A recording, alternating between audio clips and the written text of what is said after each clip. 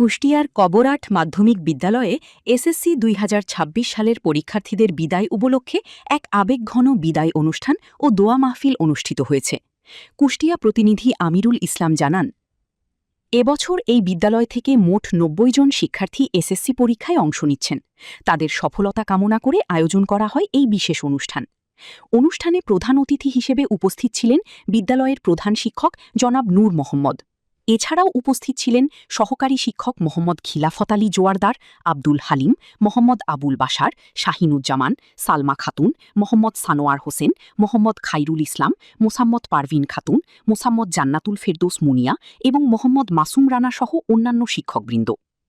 অনুষ্ঠানে আরও উপস্থিত ছিলেন এলাকার গণ্যমান্য ব্যক্তিবর্গ এবং শিক্ষার্থীদের অভিভাবকরা। বিদায়ী বক্তব্যে বক্তারা শিক্ষার্থীদের উদ্দেশ্যে বলেন, শিক্ষাই জাতির মেরুদণ্ড। জীবনে সফল হতে হলে কঠোর পরিশ্রম ও একাগ্রতার কোনো বিকল্প নেই। তারা আরও বলেন, শুধু শিক্ষকদের দায়িত্ব নয়, অভিভাবকদেরও সন্তানদের পড়াশোনার প্রতি সমানভাবে নজর দিতে হবে। যেমন কোনো রোগ হলে চিকিৎসকের কাছে যেতে হয়, তেমনি সন্তানের শিক্ষা নিয়েও নিয়মিত খোঁজখবর রাখা প্রয়োজন। অনুষ্ঠানে শিক্ষার্থীদের জন্য দোয়া করা হয় এবং তাদের উজ্জ্বল ভবিষ্যৎ কামনা করা হয়। বিদায়ের মুহূর্তে শিক্ষার্থীদের মাঝে ছিল আনন্দ ও আবেগের মিশ্র অনুভূতি। সবশেষে শিক্ষার্থীদের সফলতা কামনা করে অনুষ্ঠানটি সমাপ্তি ঘোষণা করা হয়।